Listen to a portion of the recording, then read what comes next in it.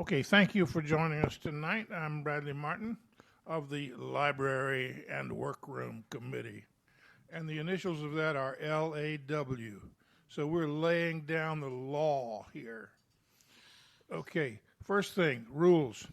If you want to buy a book, you can't buy it inside this room. The room is sacred. You have to go down the hall to the front desk and buy one there. But we do have them there for you. And please do buy many copies. Anthony will sign them any number of times. In fact, he will sign one edition 15 times if you like. Am I correct, Anthony? Whatever you say, Brad. Huh? Whatever you say. Okay. You're a moderator. So Okay. Now,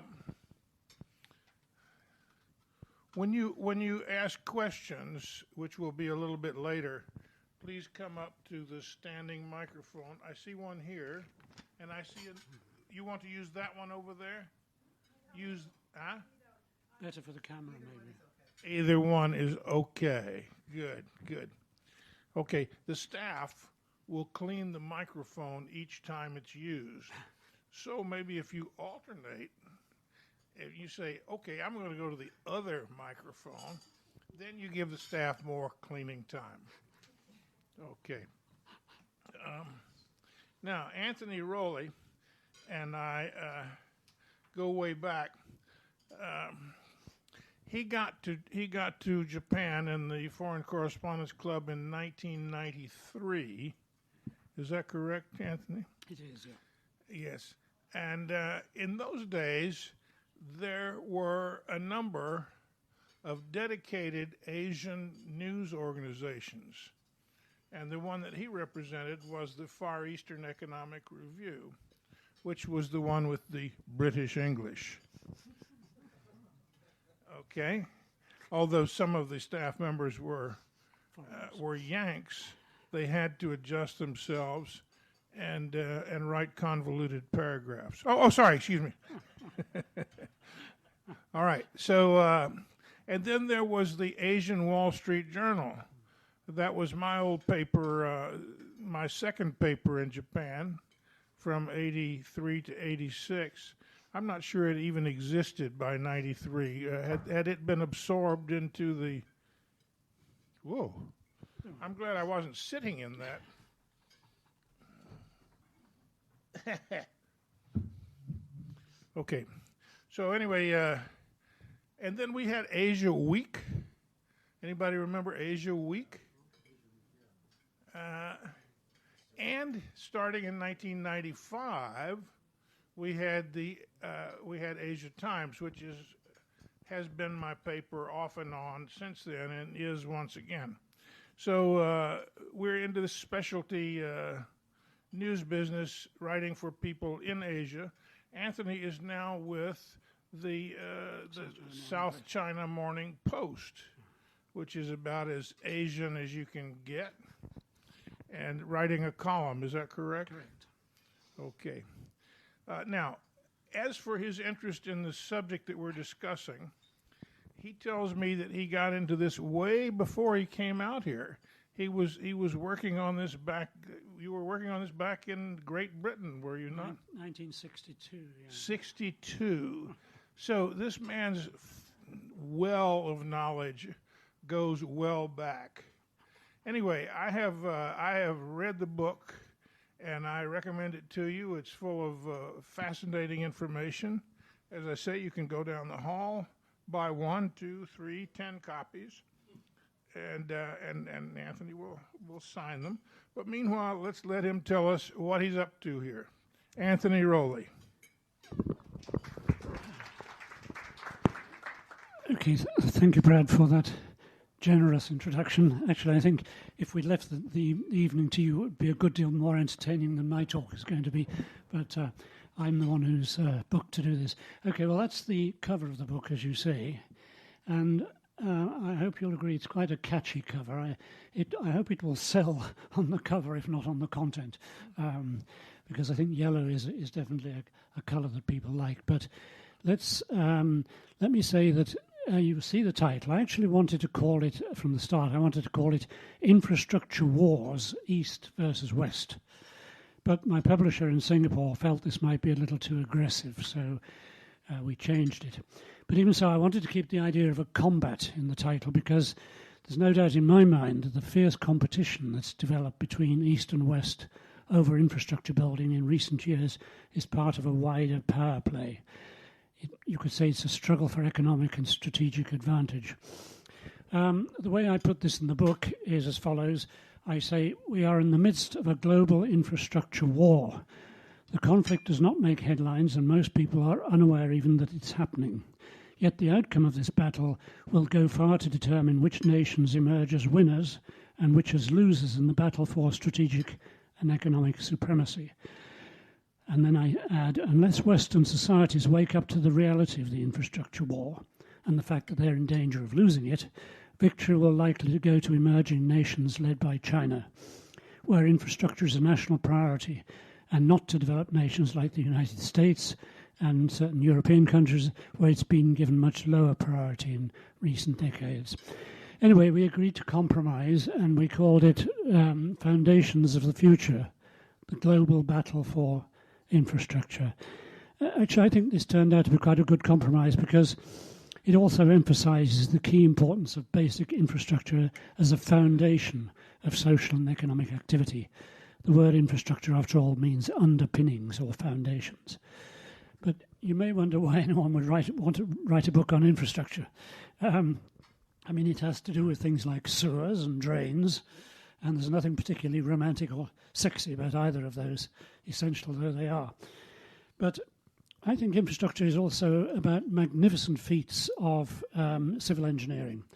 It has to do with soaring highways and high-speed rail networks that have opened up continents and made social interchange and economic activity possible. And of course, infrastructure is also about energy and water supplies that make modern living possible, not to mention the communications or information technology on which we all rely so heavily nowadays. I'd like to show you a couple of slides that I think illustrate what I like to call the romance of infrastructure. Let's start with this one. Sorry, I'm taking the wrong one. So sorry, too far into the future. Let's start with this one, which is a Roman viaduct, an aqueduct that's still standing near the city of Nîmes in southern France, some 2,000 years after it was built. The lower level, if I can make this thing, the lower level carries the road. So I always have problems with these things. The lower level here carries the road, and above it is an aqueduct which carried water to the city of Nîmes in Roman times.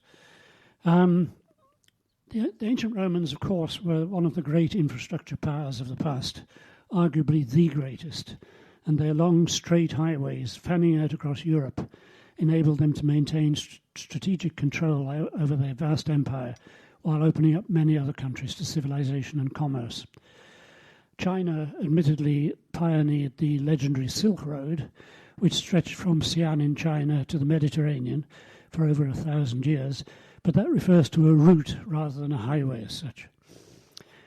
Okay, now the first of the second group of slides I'd like to show you is this one, and it shows what I've called a spaghetti junction in the clouds, which forms part of the Yongyi Expressway in southern China. I think you'll agree it's pretty impressive. I mean, there are such things as spaghetti junctions, but they're not normally several hundred meters up in the sky. And the second one is what I've called expressway in the clouds, and it shows the Yashi Highway, which is also in China. It's quite an incredible feat of engineering because it's actually stapled to the side of a cliff there, which you can see. It's just astonishing. It again runs parts of it more than 100 meters above the ground, but it is an astonishing feat of engineering. But in order to bring this home to you fully, I would like to show you a short video, if I can find it. Ah, yes.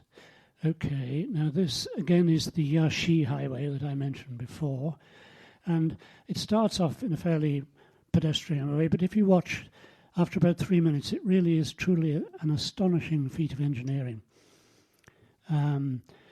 It attracts a lot of snow in the winter, but it's heated amazingly. And there are two highways. One is going one way, and the other is going the other way.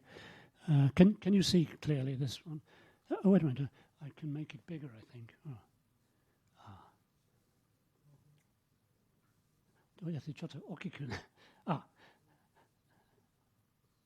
Maybe it's okay. But here you can see it's absolutely astonishing. I mean, it's spanning vast gorges, and it is... we have music, good. As I say, it's heated, so it's able to be in use throughout the year, which is remarkable. It gets pretty cold there.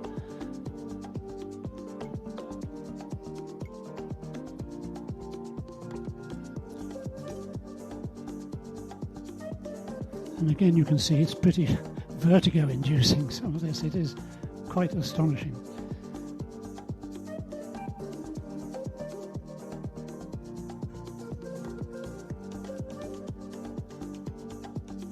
Oh, that's the one you saw earlier, the Spaghetti Junction.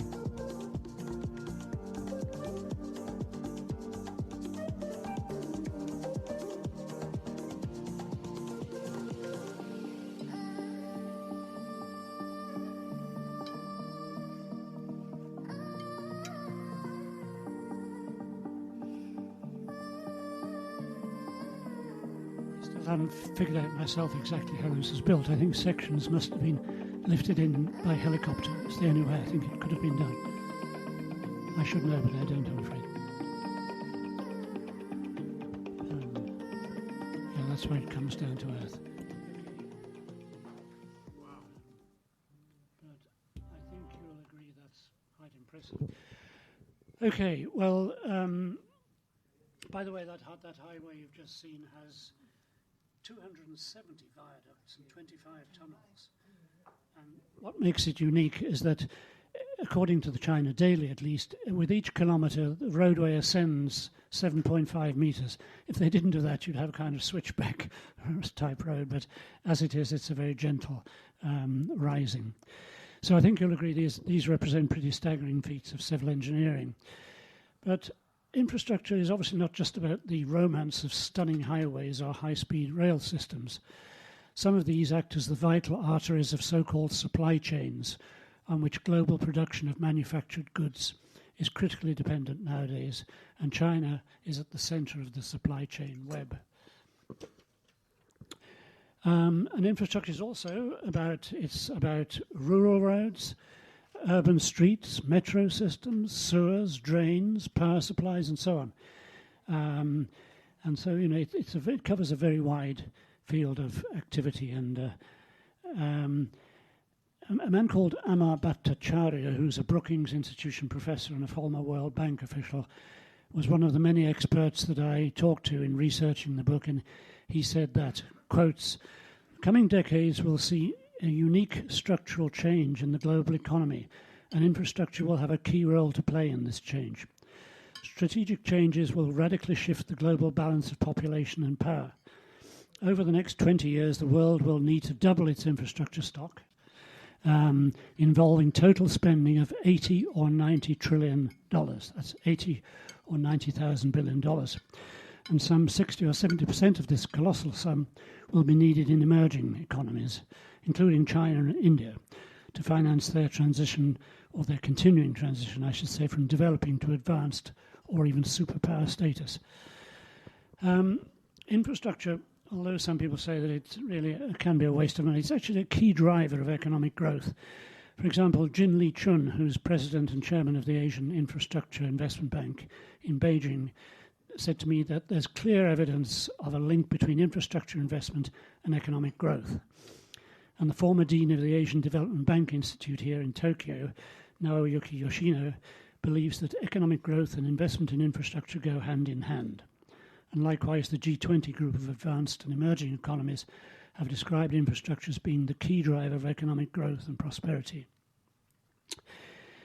Another point which I think is key to understanding why infrastructure investment is so important is that numerous studies have shown that it raises productivity and competitiveness in an economy, and that is why Western nations that have been underinvesting for decades in infrastructure are likely to lose out to emerging economies in coming years. I think that's a very important point, actually. With its elevated levels of infrastructure investment, after all, China has overtaken Japan as the world's second largest economy behind the US, and is set on present trends to become number one in terms of size before very long. But even so, some people see large-scale infrastructure projects as being a case of building bridges to nowhere or highways to nowhere.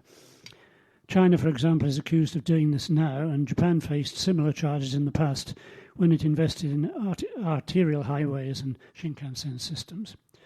Some people have even suggested that certain of Japan's expressways in Hokkaido are used mainly by bears.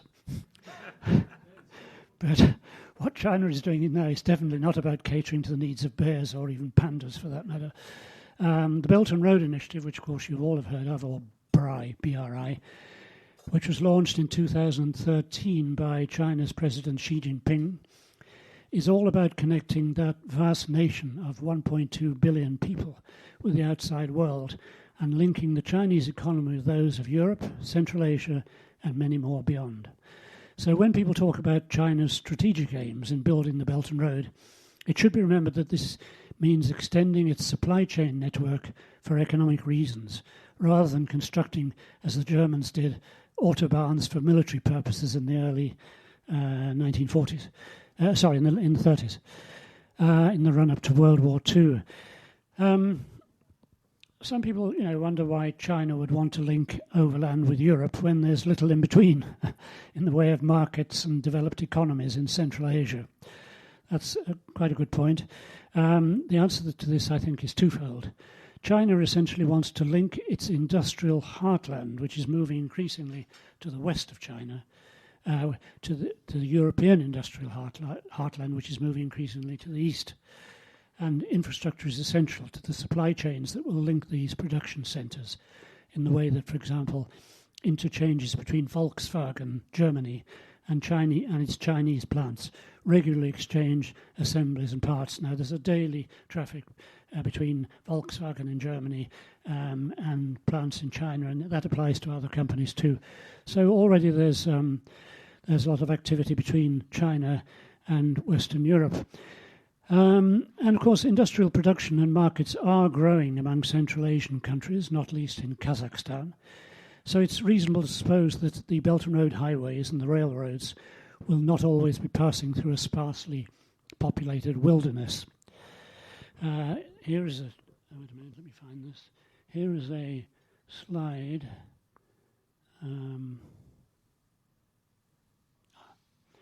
Which shows it's rather difficult to interpret this, I agree, but basically you've got the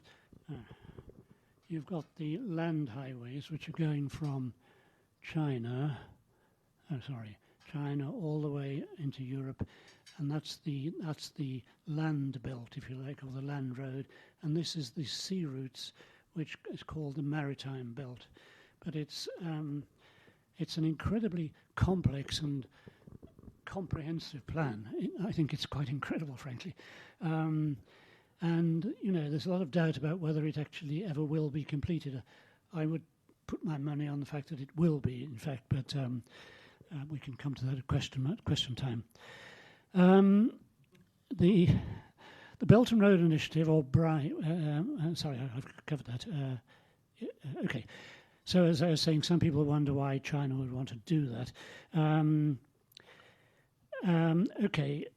It's important, I think, to note that the so-called maritime road, which I showed you, part of this network includes key ports around the world, which China has acquired or is in process of acquiring stakes in, and which it refers to as the string of pearls.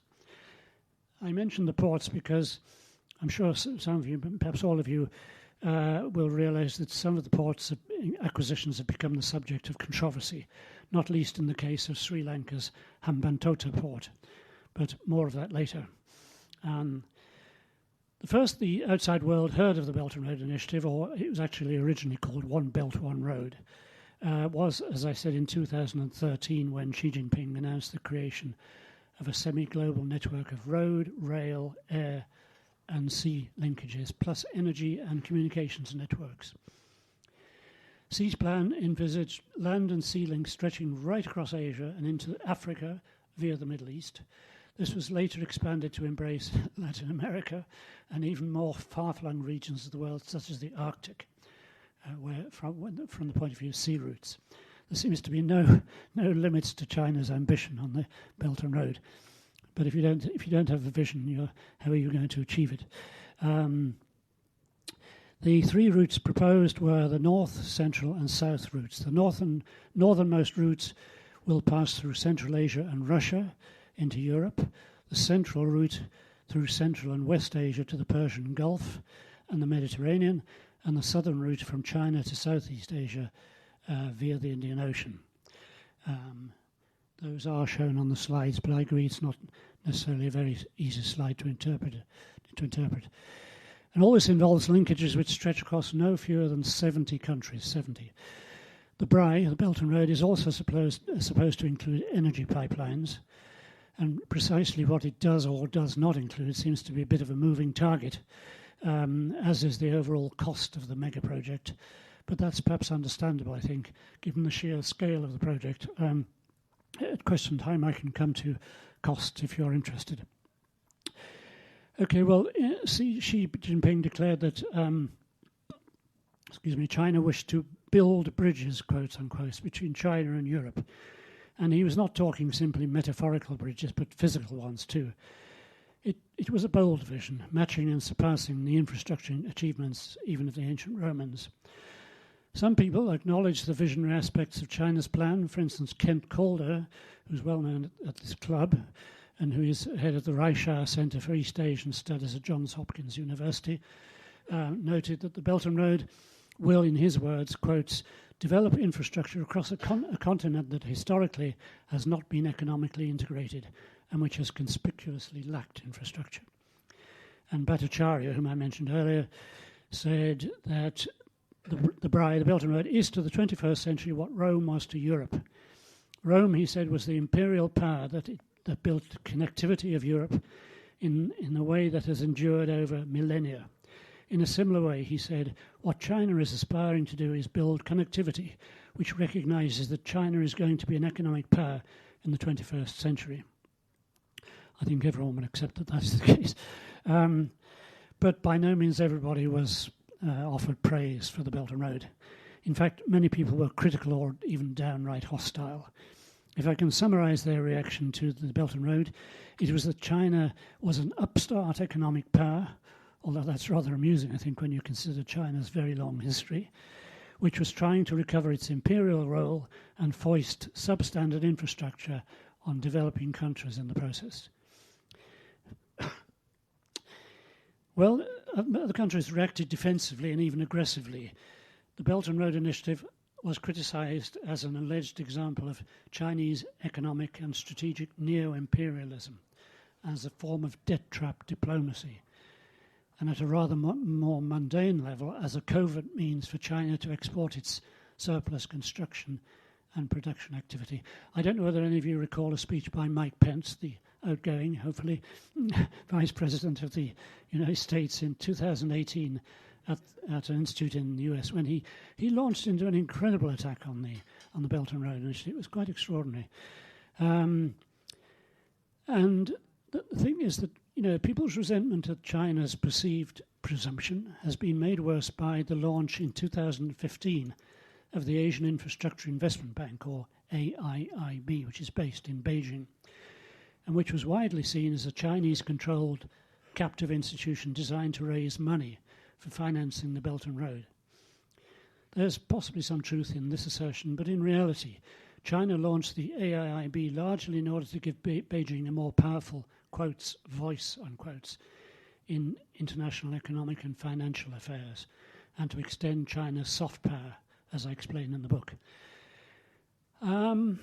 In essence, China is attempting, via its Belt and Road Initiative, to link itself to Europe via Central Asia, as well as to the Middle East and Africa and beyond, all of which will serve to extend its potential for both hard power projection and soft power projection. Okay, well, the US, meanwhile, along with Japan and strategic allies, including Australia and India, were intent on turning, or are intent on turning, the Indian Ocean and the Arabian Sea, along with the countries bordering those oceans, into a so-called Indo-Pacific region of the Asian world, as distinct from the increasingly China-dominated Asia-Pacific region. And the US is working principally with Japan, Australia and India, as I said, seeking a quadrilateral alliance to fend off the Chinese challenge.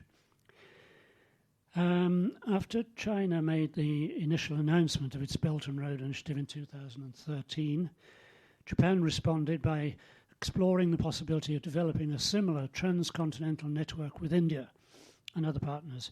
It was to be known as the Asia-Africa Growth Corridor, or AAGC. This battle for economic and geostrategic spheres of influence then began to become apparent with the launch in August 2018 of the US government-led Indo-Pacific Business Forum. And this was quickly followed by the announcement of a trilateral partnership among the US, Japan and Australia, aimed at marshalling public and private investment from the three countries into Asian infrastructure and other major projects.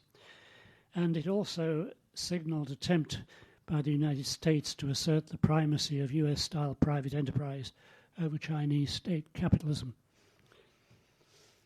What we might call the Allied response to China's infrastructure initiative culminated recently when the US, Japan and Australia launched what they call the Blue Dot Network.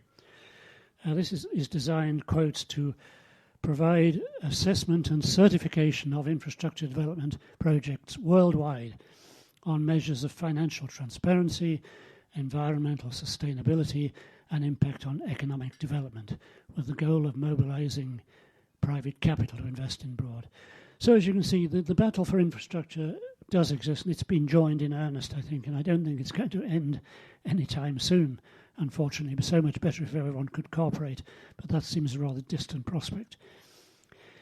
There's really considerable irony in all this because, as my book explains in a chapter entitled How the West Was Lost, not How the West Was Won, leading Western nations, America in particular, face a huge task of restoring their own often outdated and crumbling infrastructure, while China has what the World Bank and people like consultants McKinsey have both described as one of the most modern domestic infrastructure systems in the world.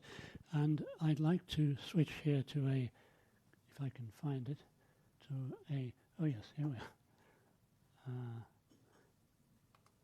I rather like this cartoon. As you can see, the sign says crumbling infrastructure for 25 years rather than for 25 miles. And the people in the car are saying that's not a good sign. This is by an American cartoonist called Bruce Nees. I think in many ways it sums up the situation in the United States. If you remember, when one of the first things Trump did when he came to power in 2016 was to try to get funds of $1 trillion to modernize American infrastructure. And he didn't have very much success, I'm afraid, because the states were not too keen on the federal plan. Okay, I'd like to show you a couple more of slides, which I think illustrate my point. Oh, yeah. Okay. Well, this one is quite incredible. I mean, I've called it, with rather a wry tongue-in-cheek, quality infrastructure US style. And what it shows is a major highway in Minnesota, which collapsed in 2009, causing many fatalities and injuries. It's the most incredible collapse. You can see the whole highway has crashed, and many cars and trucks are crushed underneath it. And the second of the rather waggish one is called quality infrastructure Italian style. And this shows a highway in Genoa in Italy, which just 2 years ago crumbled completely. You see the highway beginning to cross there, and it just disappears, and the rest is just total debris there. And again, many people were killed and many injured. And also Japan suffered a road tunnel collapse. Some of you may remember in Chuo Prefecture in 2012, where the tunnel, the roof of the tunnel collapsed and it crushed quite a number of cars, and there were deaths and injuries. And Germany has also experienced a road tunnel collapse. Okay, well, I included these to convey the message that people who live in glass houses should not throw stones. And what I meant by that is China's infrastructure has come under incredible amount of criticism. Japan, for instance, emphasizes its, quotes, quality infrastructure, and even America likes to do that too. And that's become accepted in a way by a large part of the world, that quality infrastructure is built by the Western powers and China builds junk. Well, those two slides rather suggest otherwise, I think. Okay, so who has the best infrastructure in the world? Well, it's a big subject, and I devote a whole chapter to this, but it's interesting again that the US and Britain, my country, both rank very low in terms of the overall standard and adequacy of their basic infrastructure compared to places like Singapore or Hong Kong or other Asian nations such as South Korea, Taiwan and Malaysia, as well as some European cities.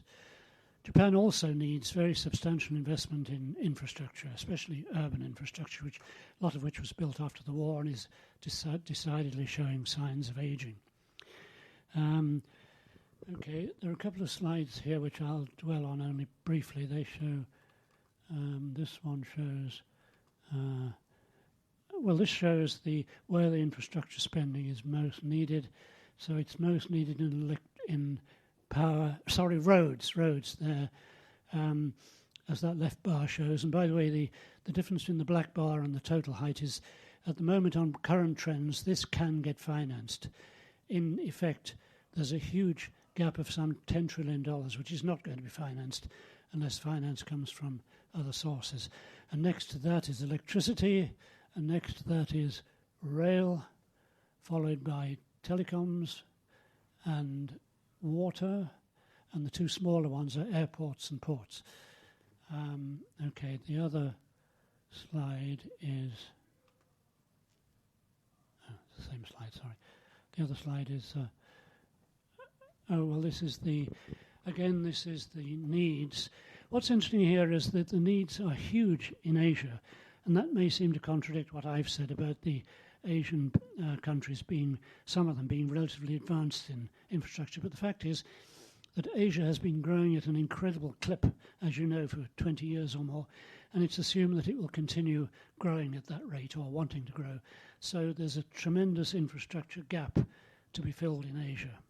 And the next one, that's the Asian gap there, and this is America.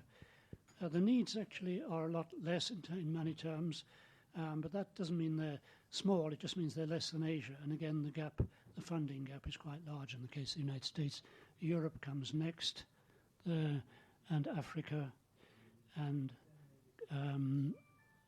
Oceania.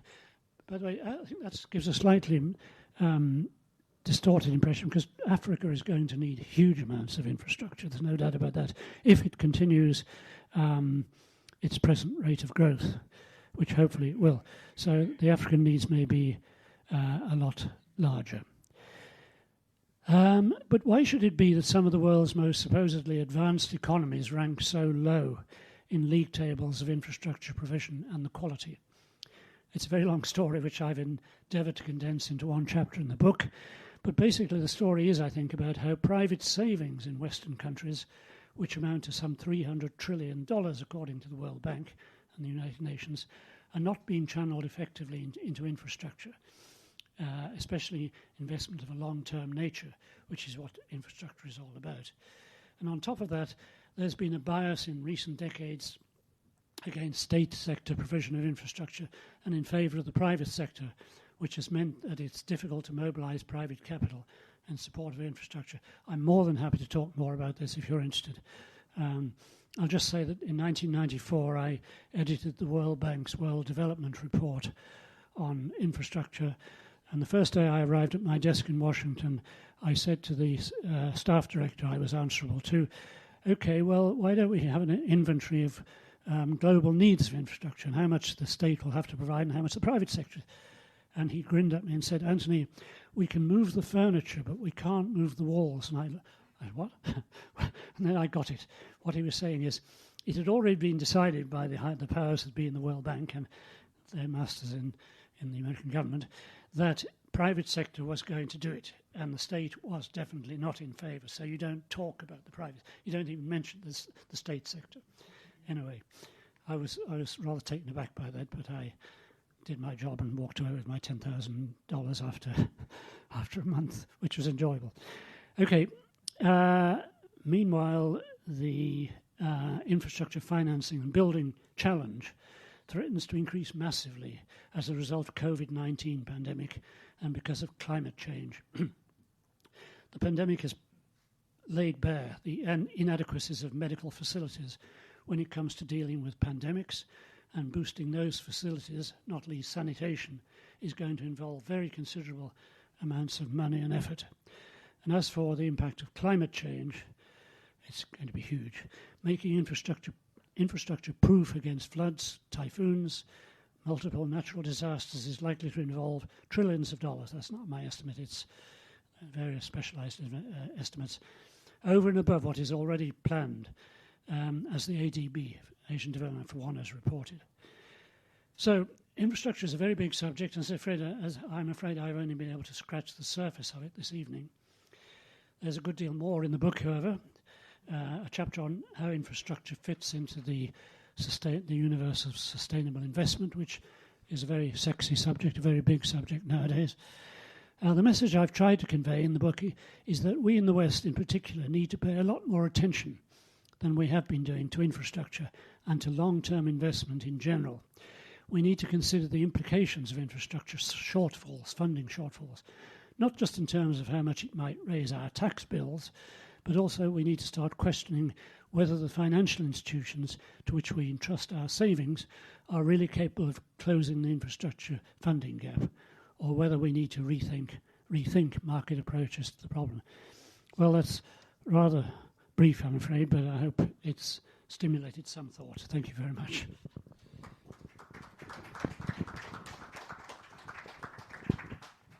Thank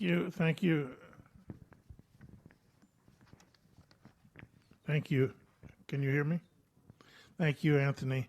I imagine we've all learned a lot from this. I did. I learned a good deal.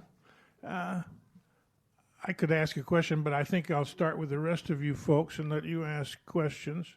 The deal is, as I say, you come up to one of these microphones and please identify yourself, who you are, so that this will be recorded for all posterity in our video, and then ask your question. So who would like to start out? Please come up.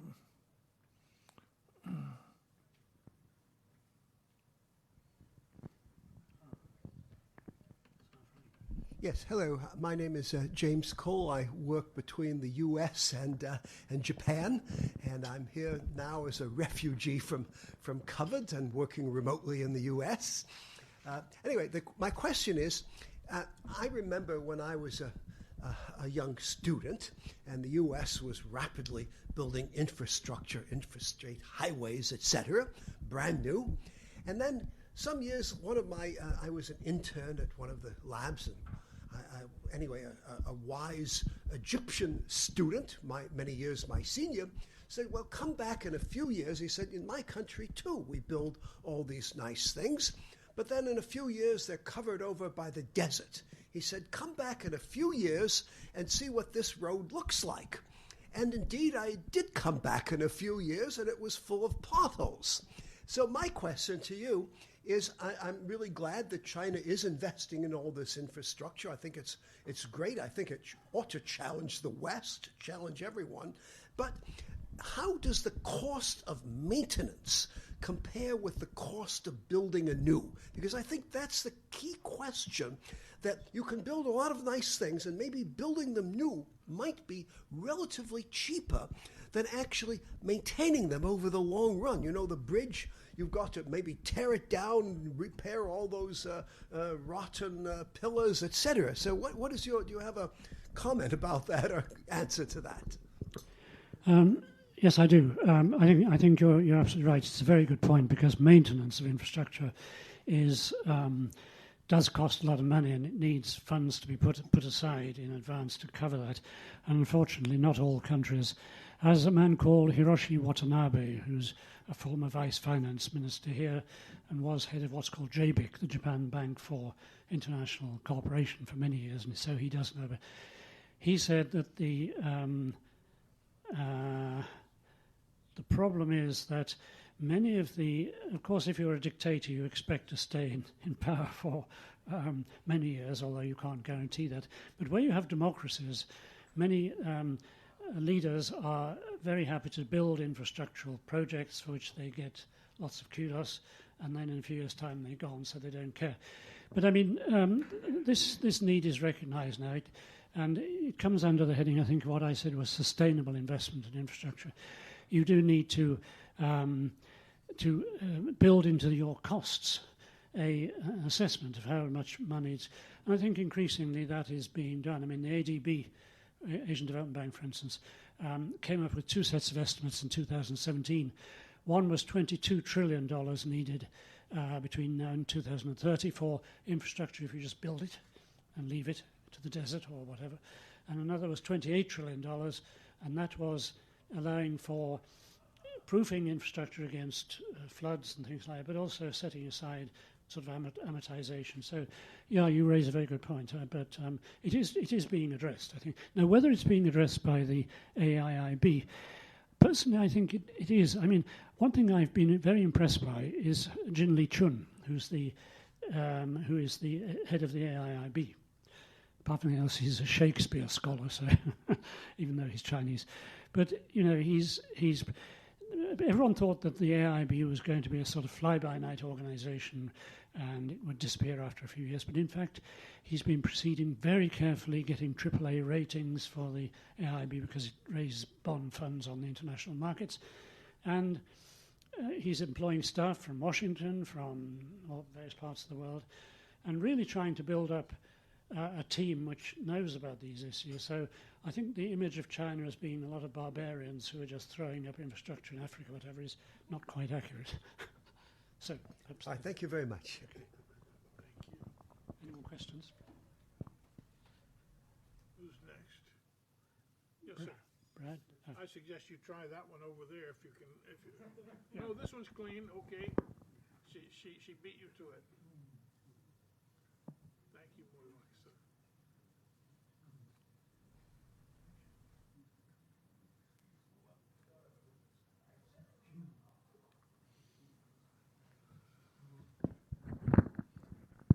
My name is Kurt Sieber. I'm an associate member.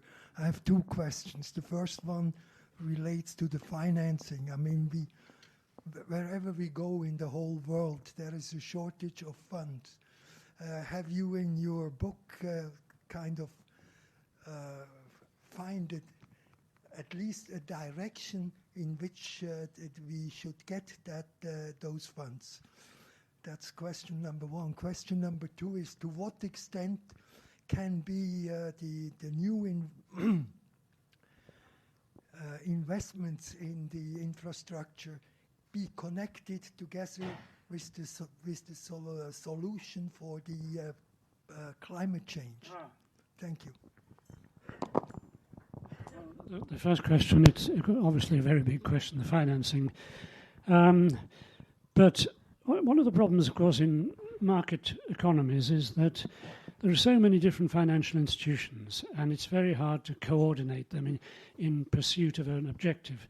For example, sustainable investment is a huge demand. It's very important. That includes infrastructure. But coordinating the financial institutions to go in the same direction is not altogether easy. There is something called ESG investment, which is certainly very useful, but whether it will answer the complete, whether it's the complete answer to coordinating the financial needs, I don't know. Of course, the state-controlled economies, it's fairly easy for them. They simply allocate a certain sum of money to infrastructure, and that's done. And so far, that model is looking quite good. As I said, Mr. Trump had great problems 4 years ago when he started contacting the federal authorities and saying, I want you to contribute to $1 trillion worth of investment. They said, well, we don't agree with your plans and so on. It's not an easy question to answer, but again, the money is there. As I say, $300 trillion. Now, of course, that's the money that's invested in all kinds of financial institutions, and much of it is already invested. But a lot of it in recent years, particularly, has gone into rather consumer-oriented industries, consumer-oriented investment, rather than long-term investment. And this need for long-term investment is very real. We have someone in the audience tonight who I think would agree with me. But so there is a lot in the book, and if you can bear to read it, I recommend you read it. Then, by all means, come back with questions. And the second question is climate change and as I said, the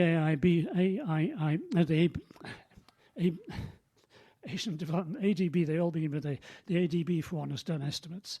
And I think a very large part of the extra 8 trillion is, in fact, for climate proofing. But the problem is that's growing exponentially all the time as the global warming goes on, as you get flooding and devastation of all kinds. The estimates are rising. And so it's very hard to put an exact sum on it. But it's all the more reason why I think we have to rethink financial structures. And, they're not enough.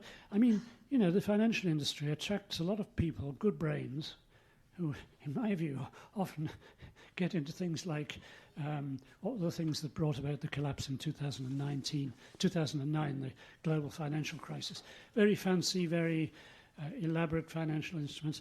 If only some of those bright financial brains were attracted into finance and new structures. Especially in Japan, I think. In Japan, I think it's fair to say that finance is not always regarded as a sort of top job. Banking has respect, but being a broker or whatever is not all that respectable. But if you present to people, especially young people, the challenge, here is this massive challenge of climate change, and many people now really do care about this. But I think it's quite difficult to actually invest in something which is specifically aimed at what you want to invest. Supposing you say, I want to invest in anti-climate change companies or infrastructure, you'll be directed probably into what's called ESG, which is environment, social and governance, which is in effect telling companies they must behave like good boys, which is good. But it doesn't actually target the financing, in my opinion. So I think there's a huge challenge ahead there to come up with some new kind of financial engineering that's not about, what were those bonds in the 2009 which caused the collapse? Well, anyway, you all know what I'm talking about. Yes, all that stuff. I mean, it was incredible. It was all money building on money and building on money, and it collapsed. Okay, so I hope that helps. Any more questions? Brad, I think you had a question. Yes, sir.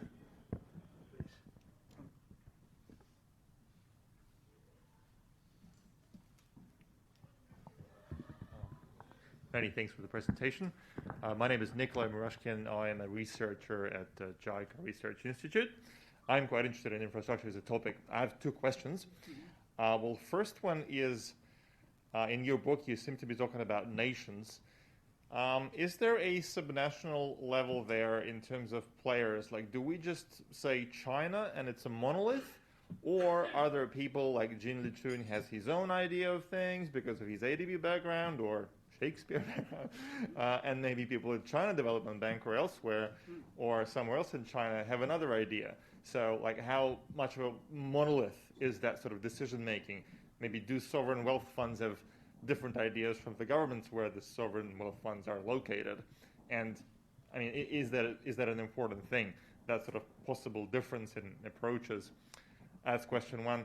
And then question two is more about history. I'm just trying to understand the topic of infrastructure's politicization, weaponizing, sort of infrastructure as firepower. It seems to be very post-BRI.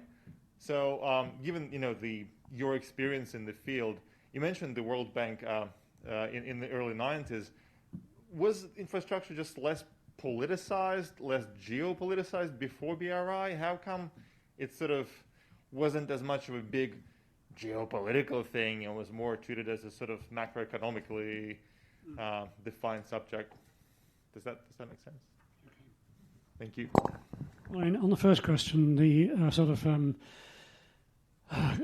coordination, I suppose, if you like, there is an organisation which is launched by the G20 nations, which is called the Global Infrastructure Hub, which operates in Sydney, Australia, and that is doing a lot, I think, to bring together the different approaches and try to formulate a more common approach. And I don't want to give the impression that by any means that China is the sole player. It's not in this, of course. But China did set things in motion when it launched the Belt and Road. So there are various organizations, OECD in Paris, there's the World Bank itself and the International Finance Corporation in Washington, and the European Bank for Reconstruction and Development, and so on and so forth. They're all doing work on this, and the unfortunate thing is they don't seem to cooperate to the degree I think is necessary, especially in coming up with new types of bonds, for instance. I think you or I, if we had any money, which I don't, but wanting to invest in infrastructure would actually welcome a very clearly identifiable bond which we could invest in. But as I say, you go into your friendly broker and they give you something which is rather indirect. So that's yet to come, I think. The World Bank has just, I spoke actually last week on the phone with David Malpass, who's the president of the World Bank, in a press conference, and he said, yes, Anthony, we're trying to pull all this together.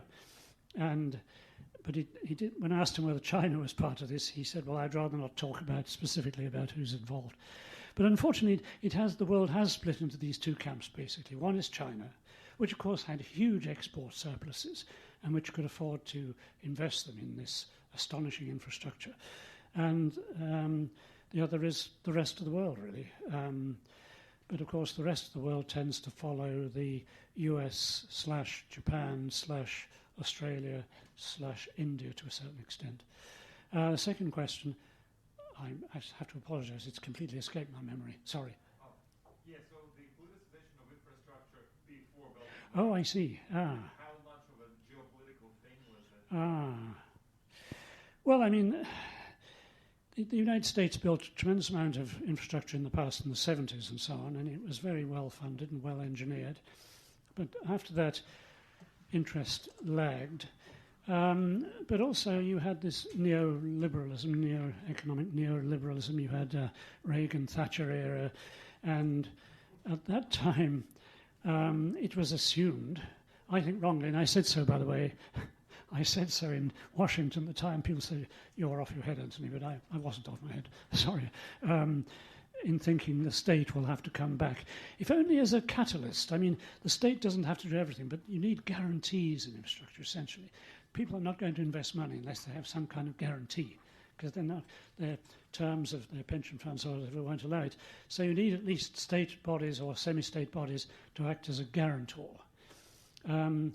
So anyway, there was a tremendous fall-off in infrastructure, not least by the World Bank, and part of that was because they thought, well, our business shouldn't be building bridges to nowhere. It should be looking after the people down in the villages, giving them a hand pump to pump water, giving them donkeys, if you like, whatever, roads. So the World Bank virtually withdrew from infrastructure for about 4 or 5 years until 2018. It's coming back in now in a big way. And likewise, the ADB also didn't completely withdraw, but it withdrew to some extent. So infrastructure definitely went out of fashion. It wasn't a thing. And then now I think, especially with climate change and these natural disasters which are destroying so many parts of the natural infrastructure base, people are beginning to say, oh, we're going to need a lot of money. How are we going to get it? And as I say, the COVID is going to add an awful lot of money to that. So basically, that's it. I hope that helps.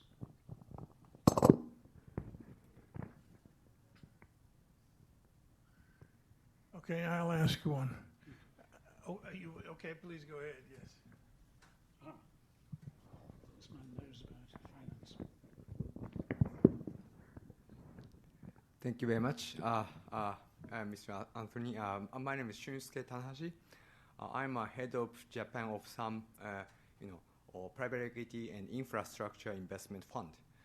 So I'm very, I learned a lot from your presentation. Thank you very much. And I have one question because I know I'm always looking at investment opportunities in infrastructure, and especially there's a mega trend in two areas. One is actually energy. Yes, and another is digital, actually. Digital, yes. And I know you mentioned about more basic infrastructure like road transportation, especially because China is now keen on investing to that to cover the area, Asia and Africa. So I think the reason why there's some gap in the focusing point between private fund investor and government like China, that there's some gap in return. So I would like to. My question is, do you have any view on such a two mega trend area like or digital and or energy, especially renewable energy? I know that you are a specialist in the ESG investment, ESG sustainable arena. So I'd like to have your view. Thank you. Well, again, you uncover gaps in what I talked about. You're absolutely right. Energy is absolutely crucial. I mean, and it's got to be not conventional energy. It's got to be renewable energy, and that itself poses huge challenges, especially to some countries. And as for digital, you couldn't be more right there. I mean, the need for digital education, digital equipping people with digital equipment is absolutely vast. And I mean, the problem with giving a talk is there's little, you can't cover all the areas, but you're absolutely right, it is a huge priority. But again, I think what's common is that it's all very well for politicians, I won't say in which country, to talk about the digital revolution and how they're going to promote it, but they don't think about the funding of it. That's one of the problems. So again, you've got to take a composite view, I think, for the public sector and the private sector and say, which is what I wanted to do back in 1994, and say, okay, what are the total needs? Realistically, how much do you think the state can provide? Realistically, how much can the private sector do? What are the barriers to this happening at the moment? Is the institutional framework really what it should be? So, I mean, I can only agree with you that those two areas are, I should have mentioned them. And the second point was, I must be getting, sorry, I've forgotten the second point. I've been suffering from stomach flu, so I plead incapacity. What was the second question, sorry?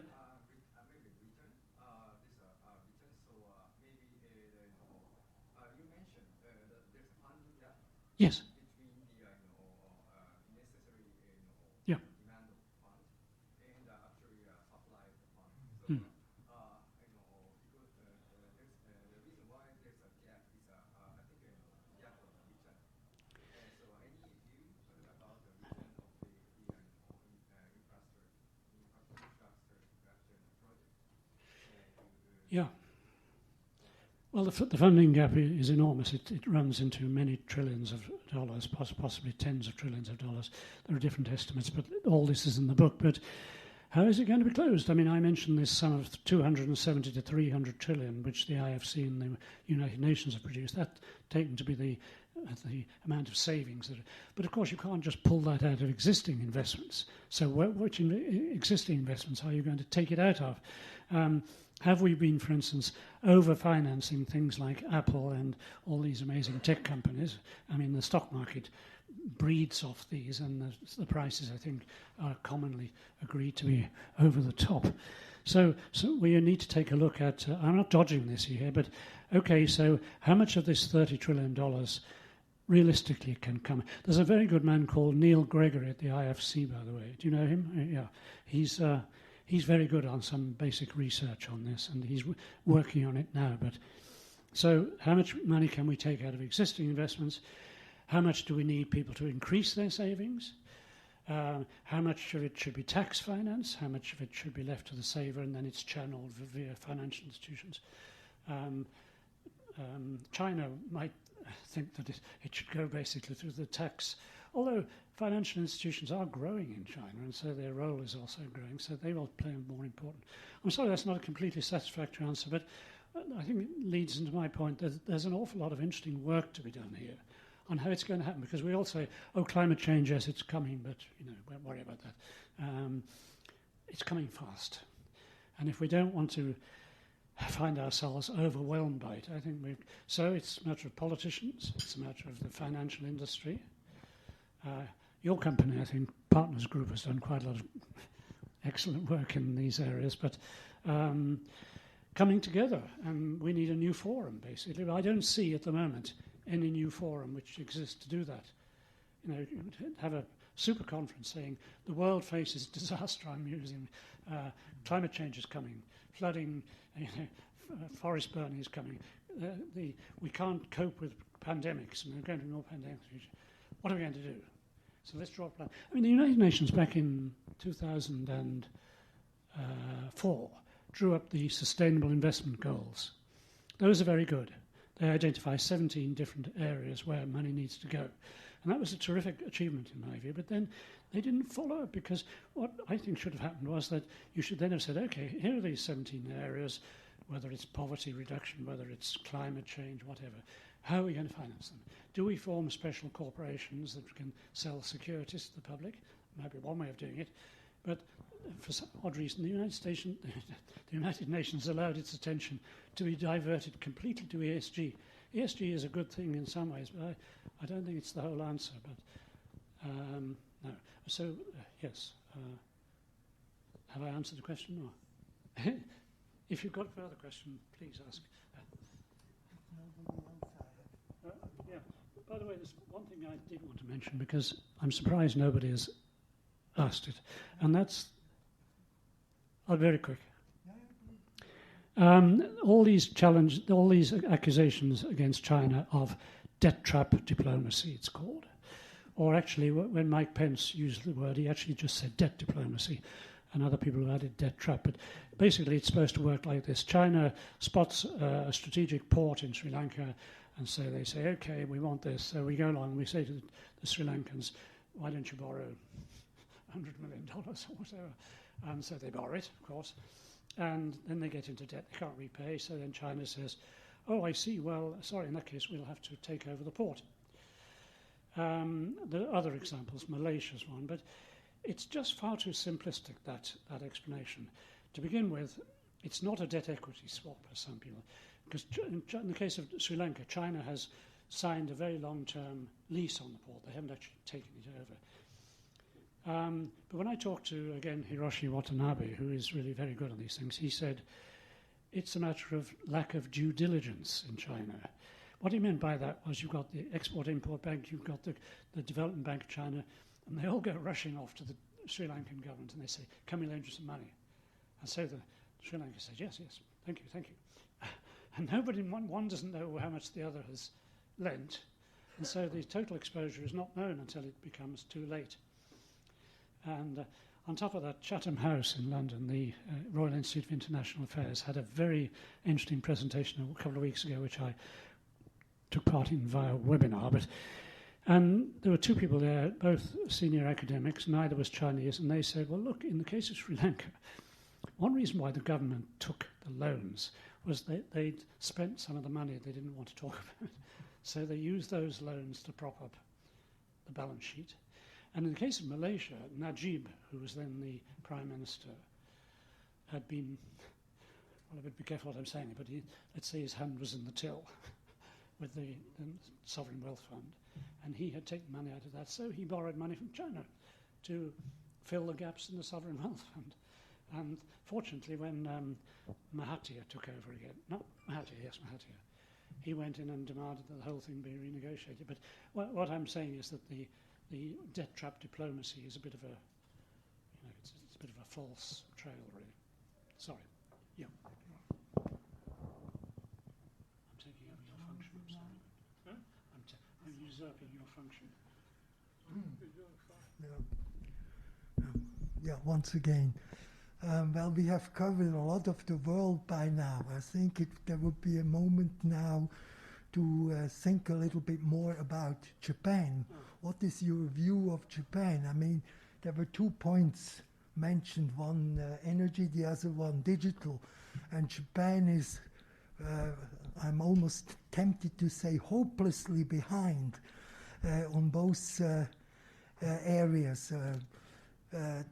Japan is probably the only advanced country which is still investing in coal, all kind of coal, electricity, coal. I mean, this is unthinkable under the ESG and so on. But there is hope now with the new Prime Minister, Mr. Suga. He is trying to move in this direction now, both of them, but hopefully there will not be too much resistance as it is normal under Japanese history. Thank you so much for your own personal view on this. Thank you. Okay, well, I'm not, unfortunately, an expert on how Japan is going to finance digital infrastructure. I must look into this. I must get some interviews and educate myself. But I think it's interesting that Japan, for a while, had its own method of doing things, and it has a very complex budget. Japan, it has 2 budgets. It has the main budget and it has what was called the FILP, the Fiscal Investment and Loan Program, which was used very largely to finance infrastructure in earlier decades. Very good system. And then I think because of the neoliberal movement in America, Japan always follows America, or often does. They became more sort of private sector oriented and began to believe that the private sector would be able to fill this funding gap, which I don't think is the case. I think there's a bit of this pendulum is beginning to swing back again now, and it'll be interesting to see what happens under Mr. Biden.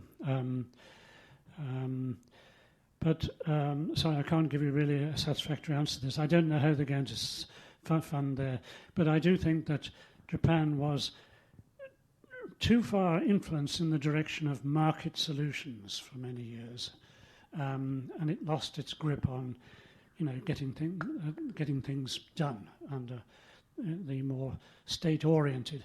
Well, actually, you need, of course, a compromise, a mixture of the two. But let's hope Japan can come up with some solutions. They have some very good experts in the field. So that's all I can say, I'm afraid. Yep. Yes, sir. Yeah. Can you go to the microphone,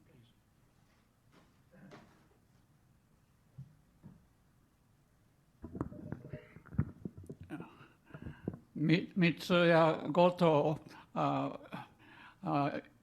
in your book, you mentioned the name of Professor Kent Calder, who is director of Russia or Center Sites, but he was formerly professor at Princeton University, and as I have written to you about Hopewell Holdings of Hong Kong, Gordon Wu and son, Thomas Jefferson Wu, are both Princetonians, and father always admired New Jersey Turnpike, and as a result, he built China's first superhighways from Shenzhen to Guangzhou, and now completed another superhighway from uh, from Guangzhou to Macau. So they were in the business of building infrastructure. And anyway, I just went Thomas Jefferson, who was Princeton 94, studied under Kent Calder. Okay, thank you. Yes, well, that's right. You're actually right. Hopewell Holdings built some astonishing infrastructure, but Hong Kong, of course, was an interesting place to operate. It was neither really under British rule and it wasn't under Chinese rule. This is until 1997. So the government had enormous flexibility as to how they handle things like that. But as a result, Hong Kong does have very good infrastructure nowadays. Guangzhou became the Detroit of China. Yeah, I know, it's incredible. Shenzhen Yeah, became I know. Silicon Valley. I know. I first visited Guangzhou in 1979. I just can't recognize the place now. It's absolutely incredible. Okay. Well, may I ask my question? Permission granted. Okay, I live up at Nojiriko in Nagano-ken, and after I turned 75 a few years ago, they started treating me differently in the city office. They send me different mail now from what I used to get. So the other day I received a survey, a dear old man, it said, Toshiori or whatever, you know. How would you feel about replacing the local hospital? And I had a friend with me who was only 71 or 2, and I said, what are they talking about? This hospital's only about 30 years old. What is this all about? And he said, construction companies, of course. And I thought, yeah, of course. That's what it used to be all about. But you said the Japanese had gone off into some non-public financial direction at some point. It seems to be this would be the easiest country to get back in the public financing direction of all. And compare that with the U.S., where Donald Trump said he was going to fix the infrastructure. That was 4 years ago. He did 0. Biden, I believe, is serious about it, but will he be able to do it with the Republican opposition? Anyway, I would say that Japan and the United States don't exactly belong on the same team, or I'm questioning you. Do they really, you know, you're talking about China on the one hand, and then India, Japan, U.S., Australia on the other hand. Are those really correct bid mates? Well, it's a good point, but I mean, the fact is they have come together under the so-called Quadrilateral Alliance, which is also a security alliance, as you know. It's part of a sort of anti-China common front, I think, so they're common bedfellows as long as, you know, they've got the same cause as long as China is the villain they're opposing. I agree with their systems are extremely different. I mean, and it actually raised a very good point about the viability of these counters to the Belt and Road, because there have been 4 of them so far, 4 suggested. None of them has yet shown that it has the money, and the money is very important in this, to actually be really effective in financing infrastructure. And they haven't had a track record of working together, so it may be that they... I mean, you can't... I mean, it is a fact that China is fairly well advanced to the Belt and Road. It's happening. None of these others, including the Blue Dot Network, which I mentioned at the last one, has really got any kind of track record. So I think the kind of differences you're talking about will come to the fore as time goes by. I mean, when the test is... They will then be faced with having to have a common policy, having to have a common policy on financing, on engineering, and so on. By the way, on construction firms, I didn't want to pretend that China is completely clean on this. I mean, there's no doubt that they do involve their construction companies enormously, especially in Africa. I mean, the Africans often find that there are few jobs left for them once Chinese have been imported. But on the other hand, they get the infrastructure. And the logic there is if you give them the infrastructure, people will connect more, trade will increase from the villages, from the towns, and economic activity will increase. It's a kind of chicken and egg situation, really. But, yeah, good point. Other questions? If not, I think we should give our guest of honor, our author, a standing clap out. Thank you very much. And we're going to present you. Not a one-year membership. I hope I'm a life member. Yeah, what you get is a bottle of wine. Much better. Because you are a life member, so we can't give you. Thank you very much. Thank you so much for a very informative evening. And of course, anyone who wants can gather at the tables in the main bar and continue the evening in there. It is 8:20, so we still have 40 minutes of the buy one, get one free happy hour booze price. That is, so you can buy a carafe of red wine, drink it all in 20 minutes, order another one, and finish that one in 20 minutes. So you can be really tooting by the time you go home. Anyway, thanks everybody for coming tonight. And please come again for the library committee book breaks.